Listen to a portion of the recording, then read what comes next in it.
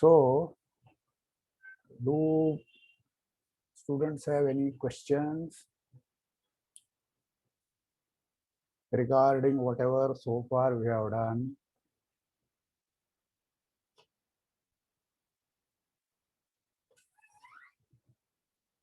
No doubts, no questions.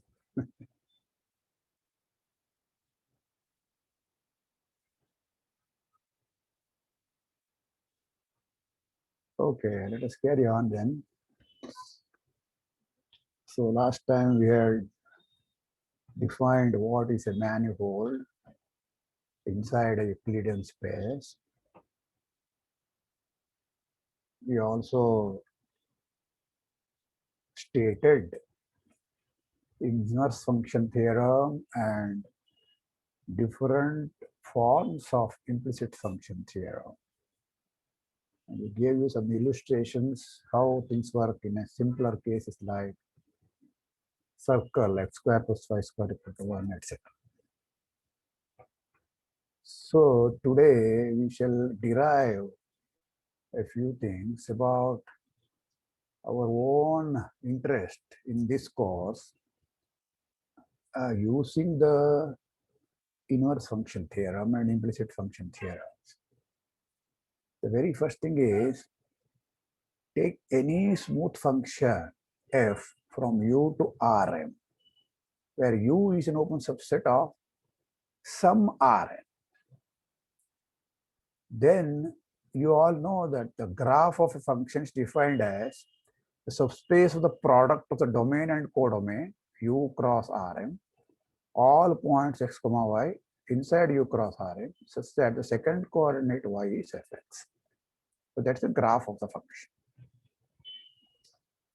This graph of the function, which the function is smooth, is automatically n-dimensional manifold. Actually, this we have seen it already, but I will repeat it again. No, don't worry. Conversely, the converse part is the one which you have not seen. Namely, start with any n-dimensional smooth manifold inside Rm. Okay. This M may not be the same here, this one. Okay. You can take it as capital N, no problem. Given any point P inside X, okay, there is a neighborhood of P in X. That neighborhood looks like a graph of a smooth function. Okay, so that function will be obviously from an open subset of Rn now to Rm minus n. Okay, so this m and this m are different, doesn't matter. So what is implied is locally every manifold looks like the graph of a function. Locally means in a small neighborhood.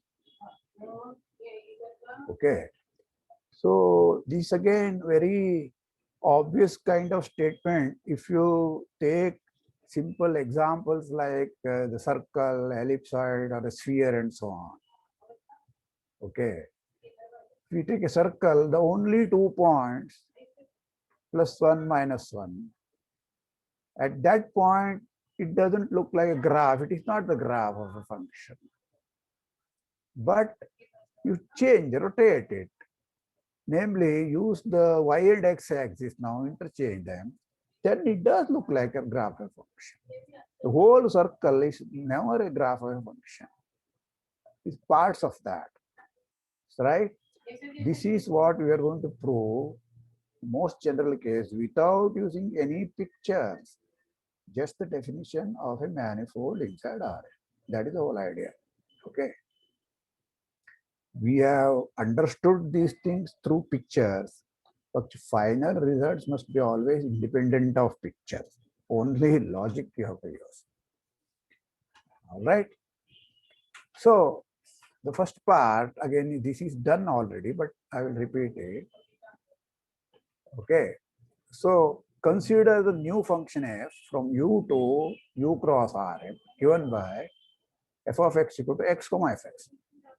Remember, x comma fx are points of now the graph of little f, gamma f. Not only this is some function taking value there, it picks up all the values. So this capital F is actually a surjective function. It is also clear that it is injective because the first coordinate itself is injective here. Okay, so this is a 1 on to the image gamma f from U to that one. This is clearly a smooth bijection. Why it is a smooth? Because both the coordinates are smooth. F is given to be smooth. X going to X is always. What is its derivative? Its derivative is the first block here will be identity block.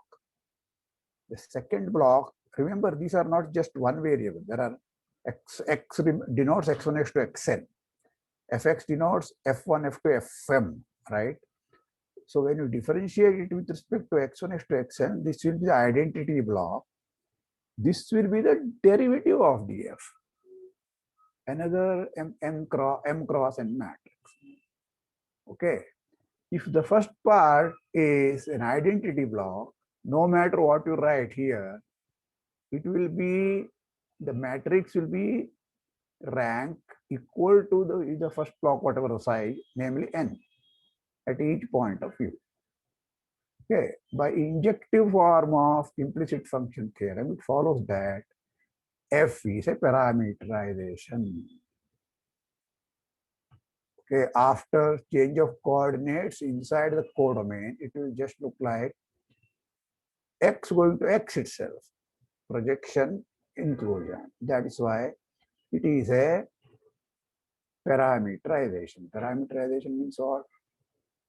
Diffeomorphism onto the image. Okay, so this is the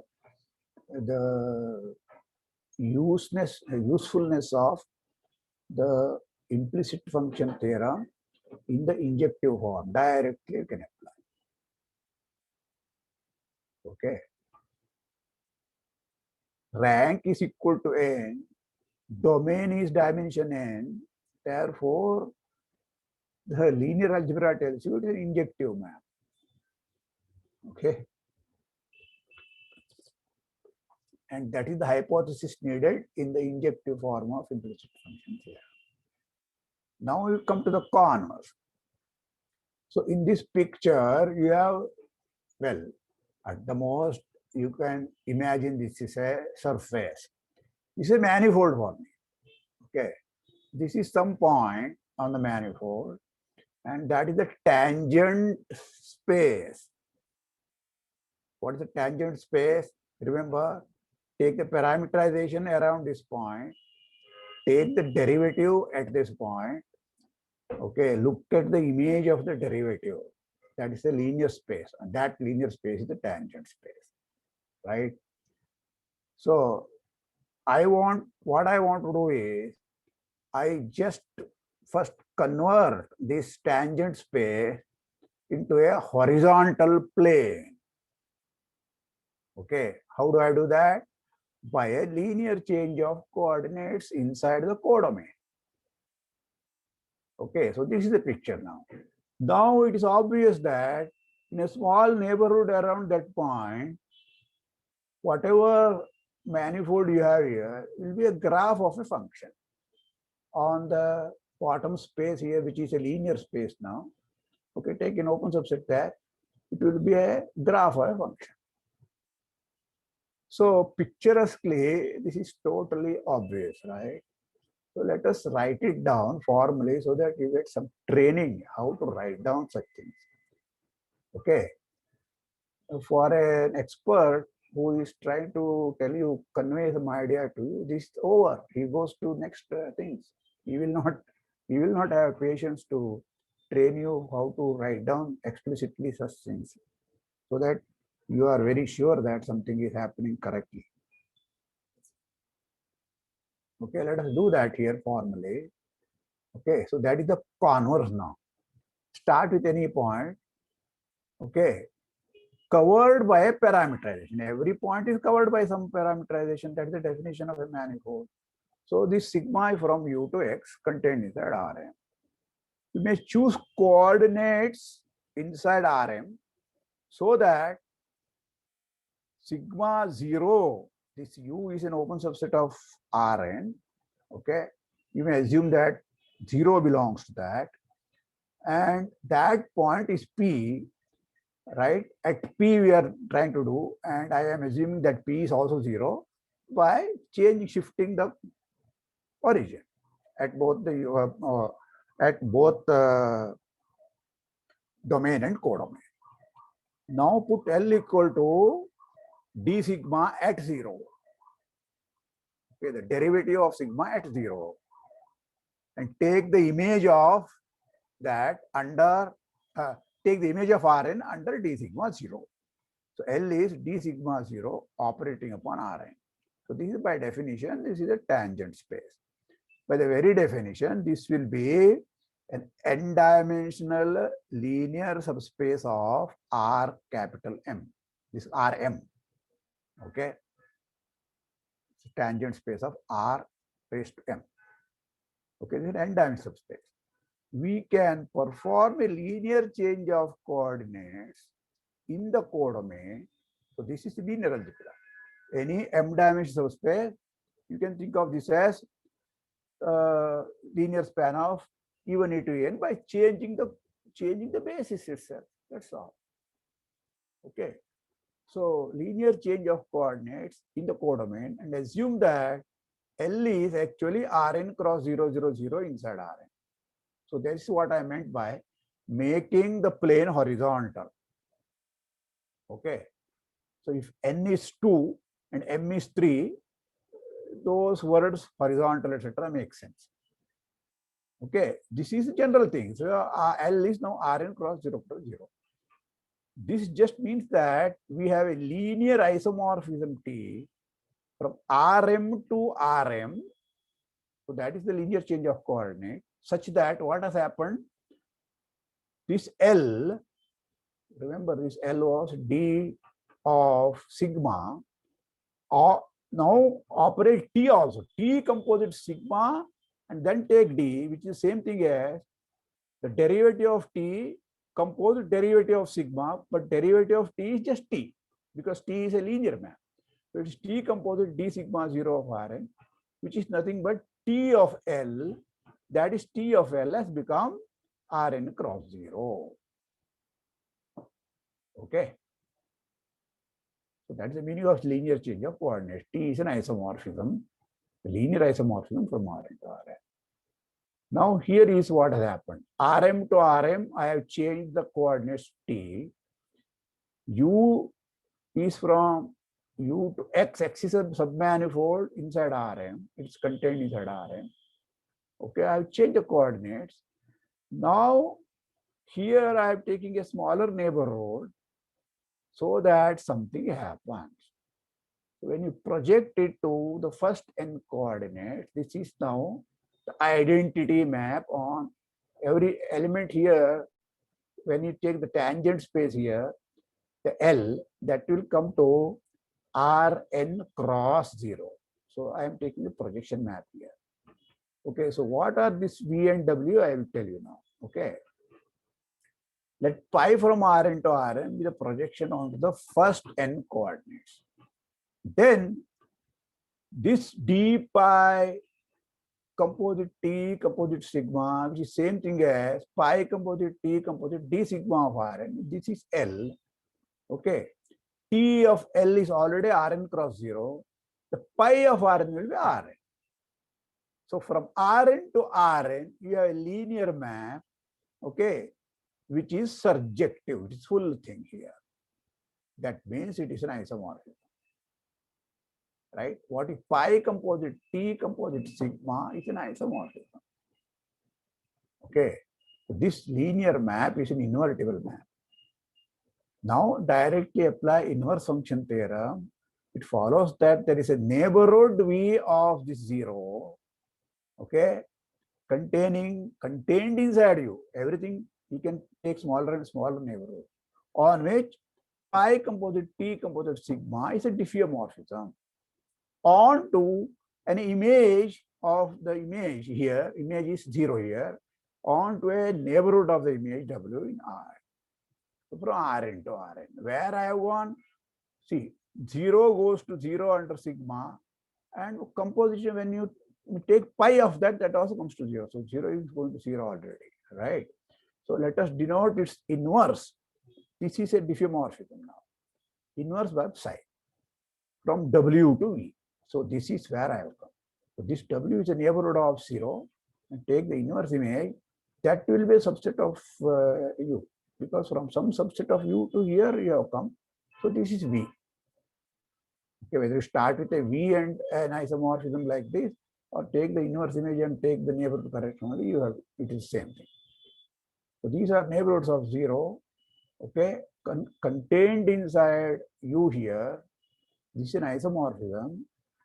Okay, what is this forward map? Forward map is pi composite T composite sigma. This whole thing is here. Okay, derivative of that is an isomorphism. So you have an inverse here now. Okay. Yeah. Now look at all the way coming here. What is this? W to this one. This will look like, the map itself will look like now x going to x comma something here. Right? The first coordinate is x going to x because it's an identity map. You take the inverse image like this, you come like this. Okay. So this is identity map. So x goes to x here, right?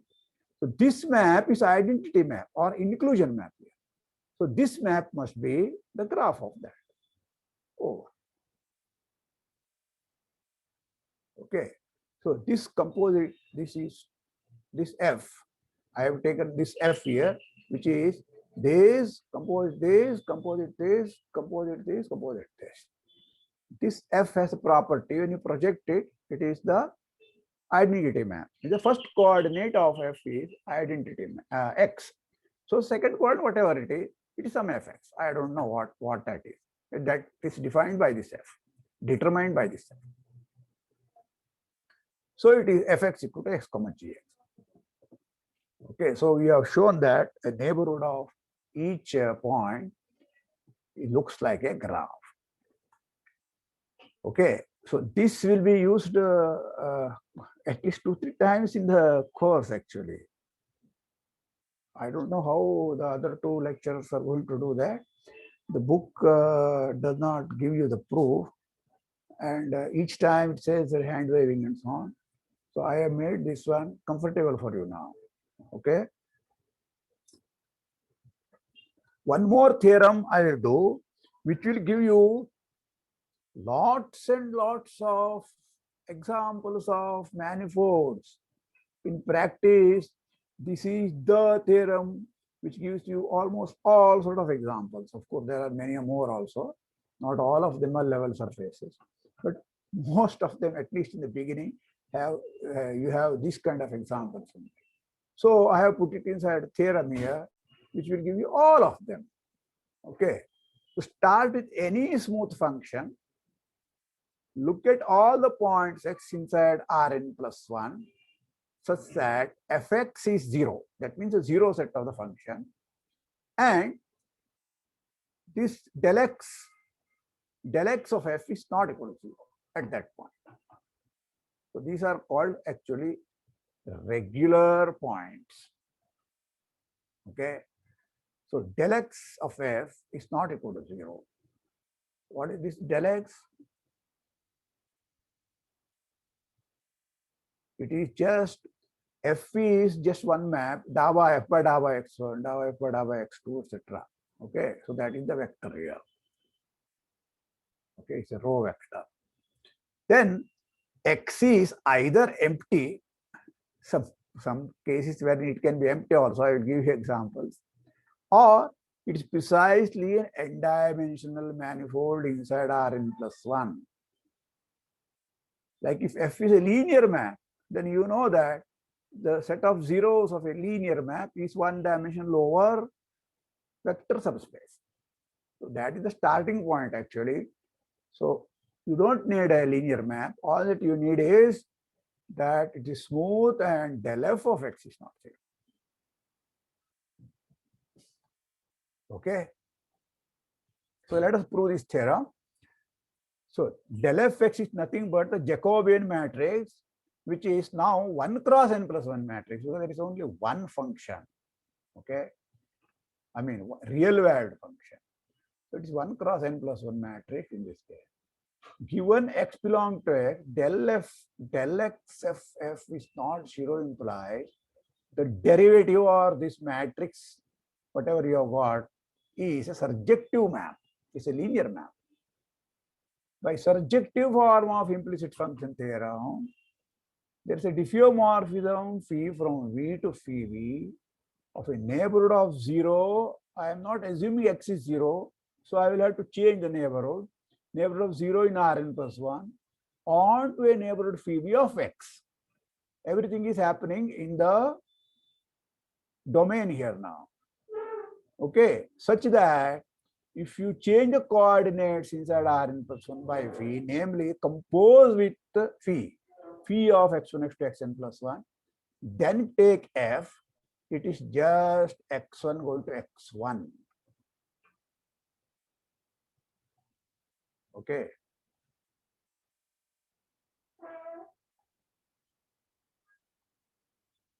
So all x1 x2 xn are just single point x1. Otherwise, like a projection to the first factor here, because there is only one real valued function here. If there are a bunch of them x1 x2 xn, it would have been x1 x2 xn here. Put u equal to V intersection 0 cross Rn, the complementary space. Okay, and psi of y we define y1 y2 n equal to 0 comma y1 y2 yn. So I am using the y coordinate here just to keep our old track. X coordinate is x is just one single coordinate. Y1 y2 yn y coordinate are the rest of them are bunched together. Okay. So it follows that psi of this open subset u, now u is along the y coordinate. Okay. Intersection going into phi v intersection x inside x is a diffeomorphism. Okay. So that is the meaning of this surjective form of implicit function theorem. This whole thing looks like x1 x2 xn equal one coordinate. Rest of them have to be picked up by the y coordinate. Okay. Thus, we have shown that every point of x is covered by an n-dimensional chart. This is a chart now. So this part is covering x. Okay.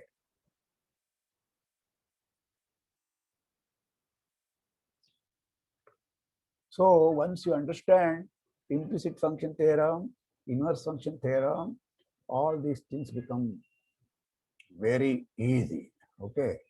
So I don't know, spend some more time on implicit function theorem, inverse function theorem. Practice these things. In your next lecture also, I mean, next week, many examples of surfaces will be discussed. All that you have to do is just look at the function, whether it is smooth, and then look at del fx. That vector should not be 0. Throw away all the points wherein del fx is 0. Okay, you get some open subset. That will be a manifold always. All right.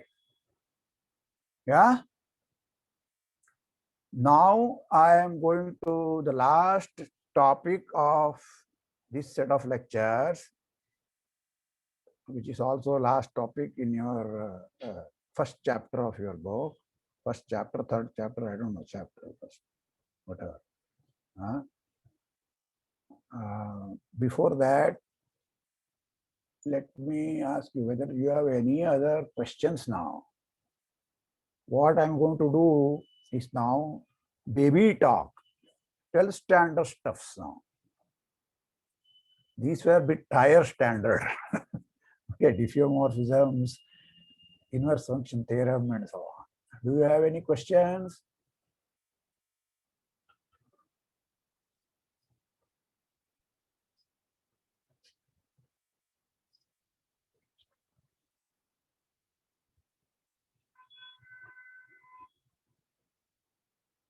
What a wonderful set of students. No questions.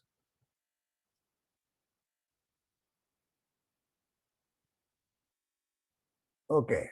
So now we concentrate on closed curves given by what?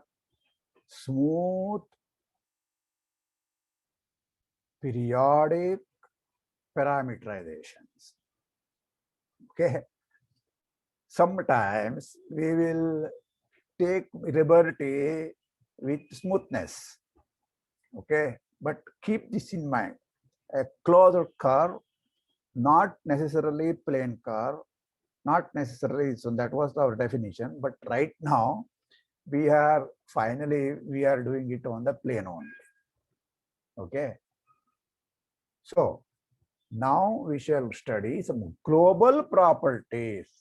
What is the so far what we are studying? We were all studying locally in small neighborhood what happens to the curve and so on. All these kappa, torsion, and all those things were happening around a point. The global properties means what is happening all over the whole curve. Okay. We shall use the notation gamma, the image curve itself. Okay. So gamma, whenever it needed, we will say it is parameterization. Otherwise, it is the image curve itself. All right. So we come to the classical way of thinking finally. Since we do not have much use to the actual parameterization, once in a while we need it, but most of the time what we need is the image curve here. The most important among these global properties is intuitively the easiest one. In fact, it is understood by even a 2-year-old, human, a baby. What is it? It is what is called as Jordan curve theorem. So it says that if you take a simple closed curve, simple means what? No self-intersections. It's not like figure 8 or so on, doodling and so on. Okay, it may not be a circle or an ellipse, but it may be slightly distorted, quite bit distorted, but two distinct points in the circle will not go to different same point in the plane. Okay, so it is a distorted image of a circle. So that is a Jordan curve or a simple closed curve. The Jordan curve theorem says that if you take any simple closed curve in the plane, okay, it separates the entire plane into exactly two components. Exactly two components. One will be bounded, other one will be unbounded. The bounded region is called the inside. There is no other way to define this inside. For a circle, ellipse, etc., you may have different ways of defining it because they are nice shapes. But for an arbitrary curve, there is no other way unless you first show that there are exactly two components. Okay, one is bounded, another is unbounded. Bounded component is called inside, unbounded is outside. That's all. Okay. So this is a very easy theorem to understand, but very, very hard to prove. Lot of people have tried to prove this one. Okay, ever since Jordan came up with a proof and people didn't understand his proof. So finally, it was Veblen who succeeded in convincing, giving a convincing proof. Later on, many people have given different proofs and proofs and so on. I have a pleasant thing to say that a few 15 years back or so, one Indian,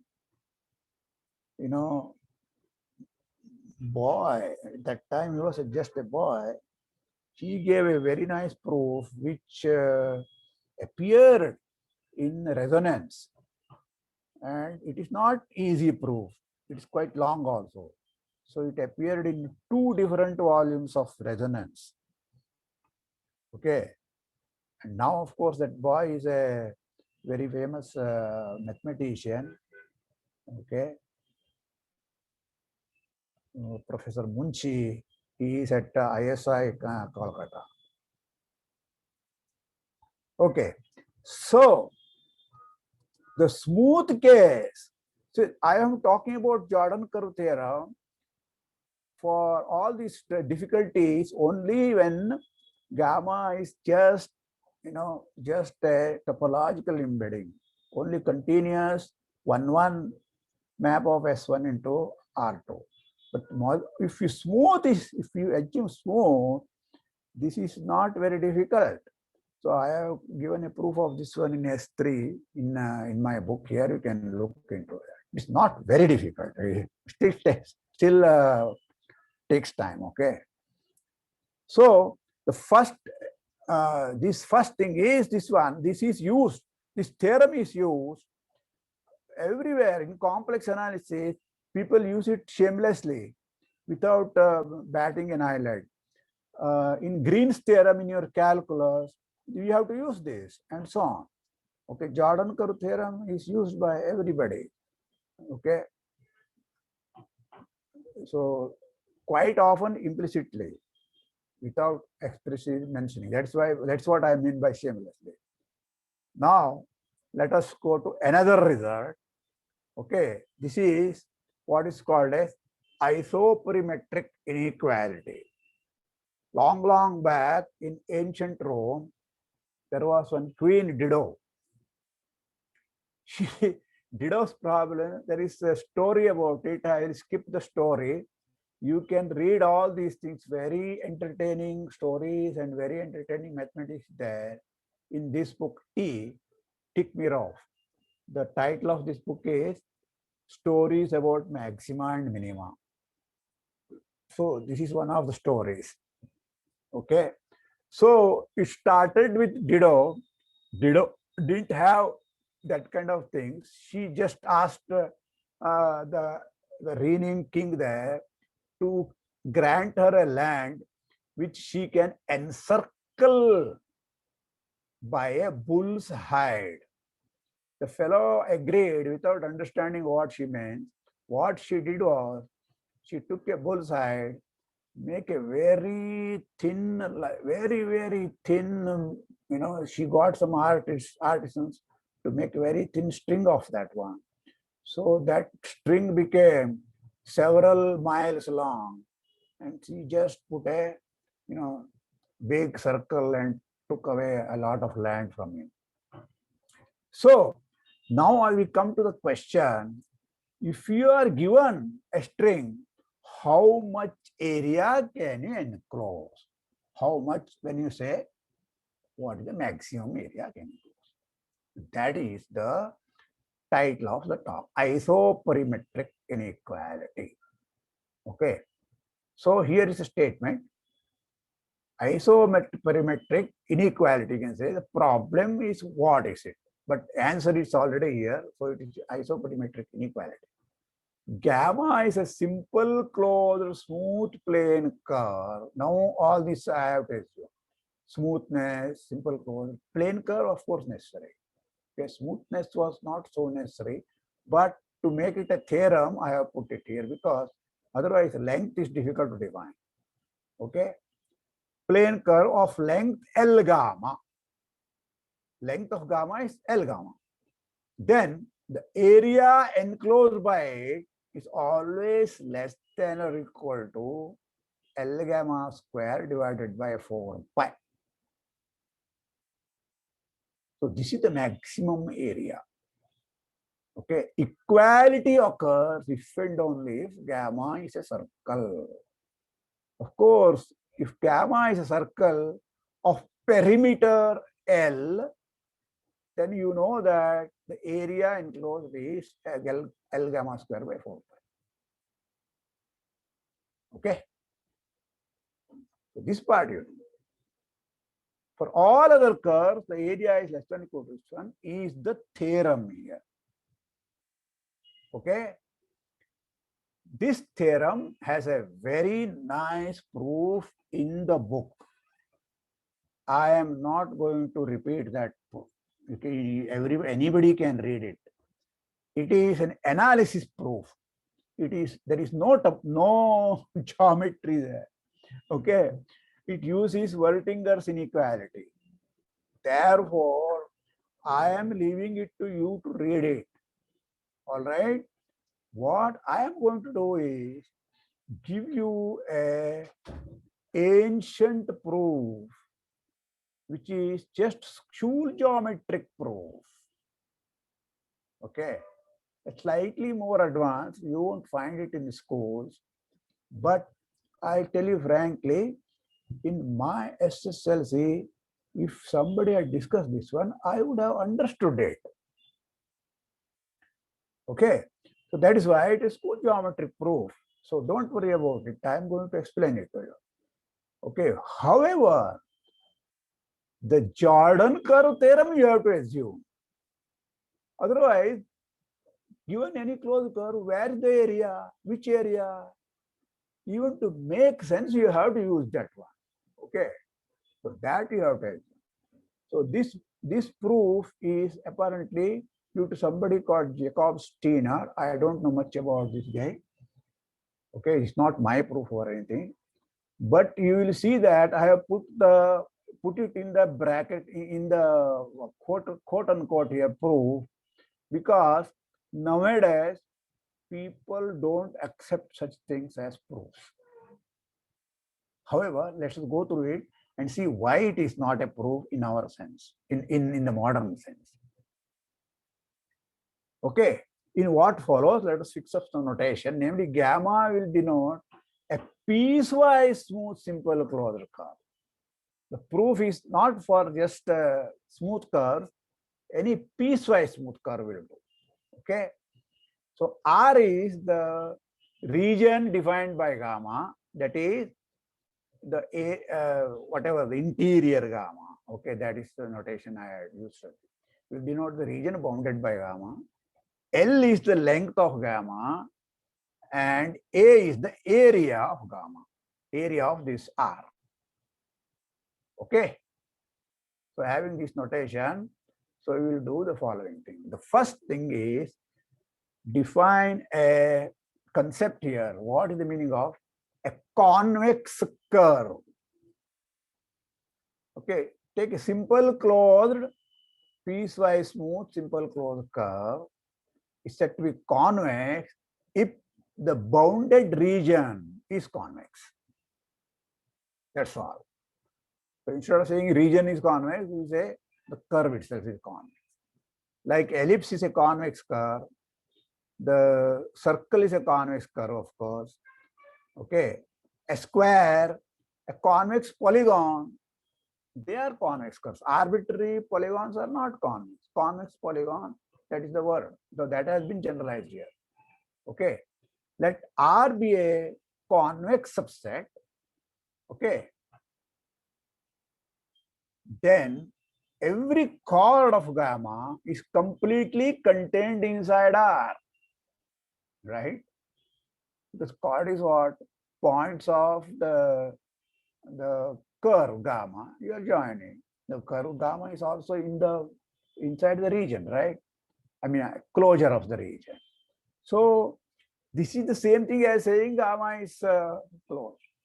The moment it is not convex, there will be one chord at least, which will be lying outside the region, except for the endpoints. Okay. So this is what we are going to use now. Definition of a convexity is that one. If something is not convex, means there will be such a chord. Chord means what? Line joining any 2 points on the curve. Okay.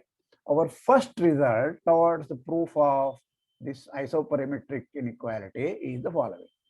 If R is not convex, okay, then you can find another curve, gamma prime, with the same length, but area is bigger. Therefore, non-convex things cannot be optimizing the area, right? The same length is there, different curve enclosing a larger area. Having told you this, you can come up with the proof yourself. This is elementary proof. Everybody does it in in the villages in fencing. If there is a bend in his, he is trying to straighten it. You have done something. Suppose his area is this one. He will slowly put a edge here, fence here, and engulf this area. Include it inside his region. So this kind of thing, border dispute is going on in the village. So this is just that simple-minded thing. If you have a cord like this, okay, that will bound some area towards your region. You include that one also, that will be larger area. Now, the cord length is smaller than this part of the fence here, the C2 part, right? After all, any curve, the straight line, the line segment joining them is the shortest. So original thing, right, was this length. We have taken shorter thing with a longer and with a larger area. Therefore, if you have more length, you can even expand further also here. So this is the proof. Okay, that is what I meant by school geometric proof. So I'm going to use simple arguments like this now. So first lemma is it clear? If R is not convex, it cannot be a candidate for optimizing area. Okay. Understood? So let us go ahead now.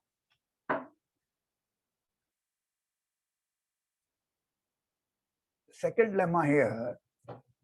Now, from now on, we can assume convexity. Okay, because anything which is not convex is not of our interest. So take a convex curve. Okay, take any 2 points on the curve such that the 2 arcs formed by them are equal length. Indeed, starting with any point, there is exactly one antipodal point. Antipodal is what now? Not with x and minus x, but the 2 arc lengths on either sides are equal. So this is the elementary application of intermediate value theorem.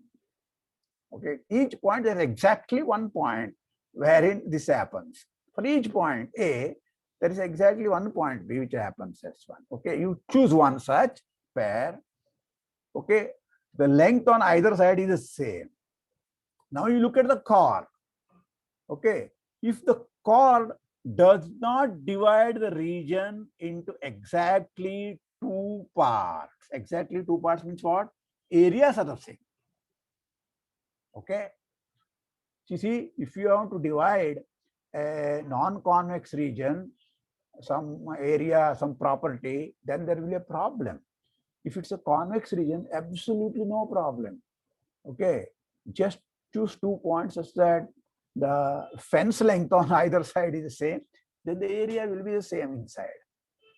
That is the whole idea. If it is not, the point is, this is not a maximal thing. Okay. If the lengths are the same now, but if the areas are not the same, then this convex region is not the optimal. If the chord AB does not divide the region R into 2 equal parts, then there is a curve, new curve, another curve, L gamma star equal to L. A gamma star is bigger than A. Similar conclusion to the earlier lemma, but this time we are assuming convexity of this one. The new L star, new gamma star may not be convex. Doesn't matter, but there is another one candidate. It may not be convex. So this is definitely not a candidate, is the conclusion. What is the proof? Again, the proof is same thing. You draw that line, keep the bigger part, throw away the smaller part, now reflect the bigger part along the chord. So that will have double the area. Since you have taken larger part, double of that one will be always bigger than the original thing. The length is the same because the length was half the original length. And then when you reflect it, it will be double, so it will come back to the original length. Okay, just reflect it, okay, along the chord, then you get a larger area. Okay. Now comes the more interesting, little more than the villagers approach. Okay, here you have to use a little bit of school geometry. Let gamma be a convex curve, A and B be 2 points on gamma, dividing gamma into 2 equal halves. Okay, 2 equal halves is attained. If not, what happens? I will throw it away. So my convex region, now my convex curve has this property. We have 2 points A and B, which divide both the length as well as the area into 2 parts. Okay, now I'm concentrating on only on the area here. Areas are divided into 2 parts. Let C be any other point on the curve such that the angle subtended by this A to B, AB is called at C, ACB. This is not pi by 2. This is not a right angle. Then you can find another curve gamma star with L gamma star equal to L and A gamma star bigger. That means if this doesn't have this geometric property, again, this cannot be an optimal curve. So the conclusions each time are the same. Hypothesis is stronger. Okay, so how do you do this? This one needs a little bit of geometry. So I come to directly here. You can read this one later on by yourself. So I'm going to explain it anyway. So what I'm going to do, AB is my core. The area on this side, area on below are the same. The below part I have not drawn here at all. Okay. I pick up one point, any point. Suppose the angle subtended by AB at that point is not pi by 2. That means AC is not perpendicular to BC. Okay, that's all. Now look at this triangle. Okay, and this is my curve, original curve. The triangle divides the whole thing into 3 parts. One is triangle itself, one is this part A to C and then the curve. The other one is B to C and the curve. There are 3 parts here. Okay. What you know about the area of this triangle? This is not right angle. Therefore, the area AC, area of ABC is less than or equal to AC into BC by 2. Actually, if it's perpendicular, then equality holds. Do you agree? So that's all I'm going to use. Therefore, what I'm going to do is, I look at this picture here, only B to C and the curve. Okay. I cut it along this one, rotate it like this, so that this BC becomes perpendicular to AC. Rotate it whichever way. Here I am rotating this way, but if it's already larger, you may have to rotate this way also, no problem. So rotate it till it becomes perpendicular. So this B1 is the new position of B. B to C, whatever length, I have kept the same thing. Length of BC is same thing as length of B1C. Okay. The only new thing is that this is now perpendicular. So optimize this length, optimize this area. If you rotate it further, the area will come reduced. So 90°, the maximum area has been attained here. Okay. Now you ignore this B, look at A, B1, then this I have rotated. Remember, this whole area I have rotated. Take this part of the curve, go back to original part of the curve here, go back to A. So new curve is A to this C to B1, and then this chord. This has now area equal to this old area. Instead of this smaller triangle, I have a larger triangle here. Instead of this one, I have this one, these two are equal. This plus this is smaller than this plus the triangle, new triangle plus that one. So what I have got is the old area is smaller than the larger, this area. The new thing has the same length outside A to C, C to B1 are the same length of the curve. Curves are in different positions, length is same.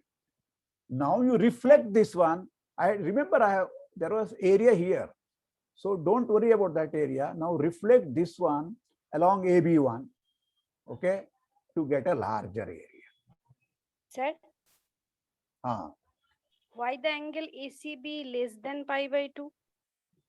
What? ACB Repeat. not equal to pi by 2 implies that ACB less than pi by 2. What ACB less than pi by 2? I have not equal to pi by 2. In this picture, I have less than. I told you it could be larger also.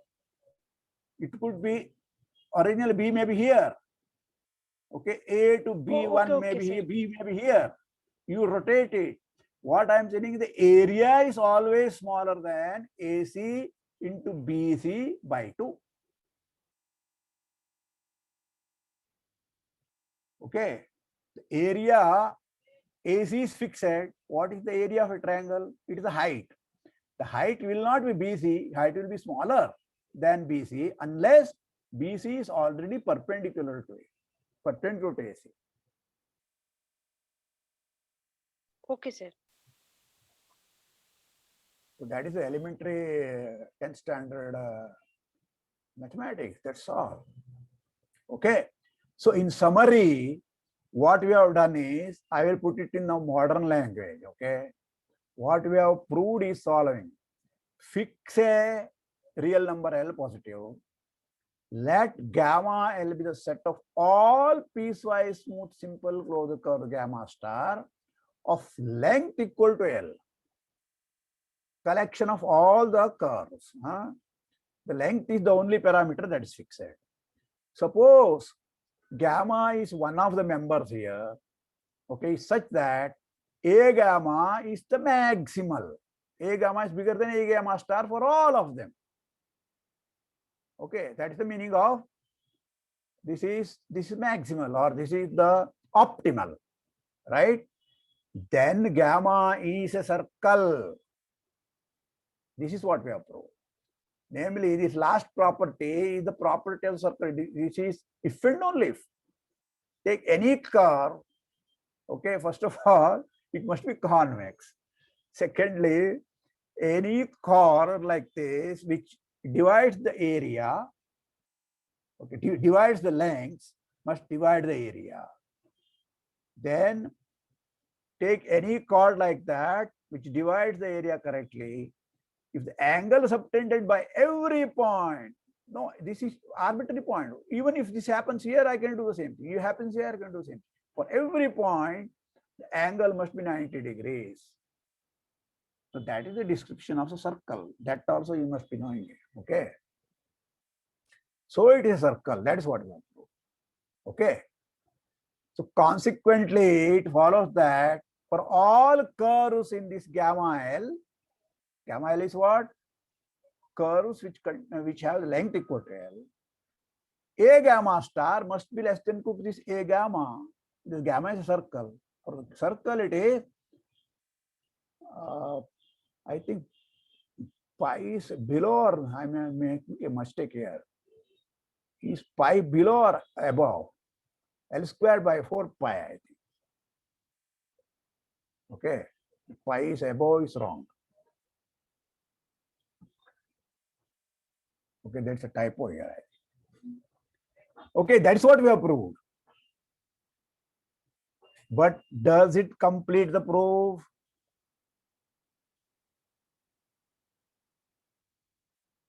Tell me.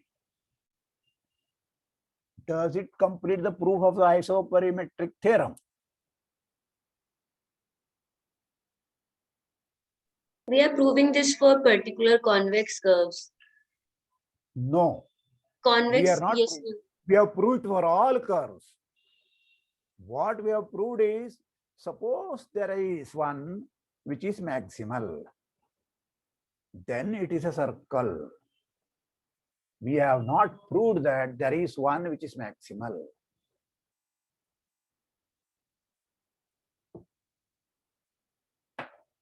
So that's the difference. Given this family, we have not proved that the maximal element exists. If it exists, it must be a circle, is what we have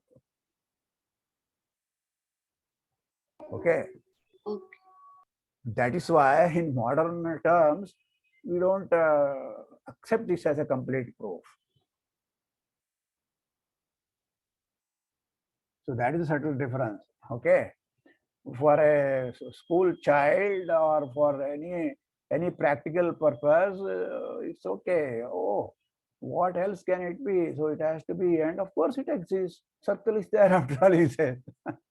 But you have not proved that for all gamma, a gamma star is equal to a gamma.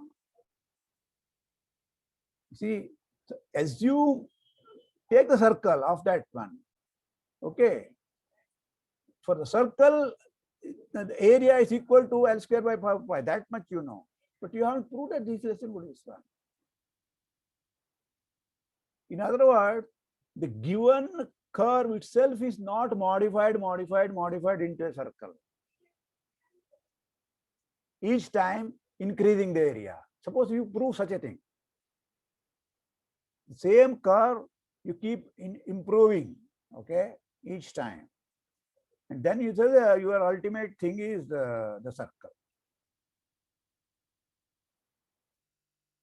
In other words, you must have a number of inequalities here. Okay. Gamma 1 star less than gamma 2 star, finally a gamma. Then it's okay. We have not done that. We have only said that if this is not gone, if it's not gone, throw it away. If throw it away means what? It's not maximum. That's true.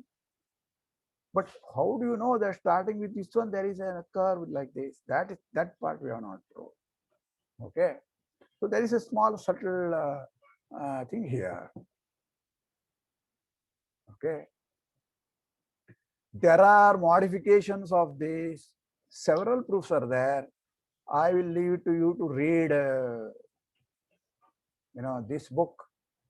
Tikimi Rao, I have given the reference. T, I have quoted here, right? Yeah. So that's all I want to tell you today. So tomorrow is last lecture for this part. We will prove another theorem of this nature. That time we will complete the proof, not just this part which was not complete. In any case, this theorem is proved in the book. Okay. Read the proof. It's quite elegant, very easily, very nicely written. I have nothing more to say there. All right. Any more questions?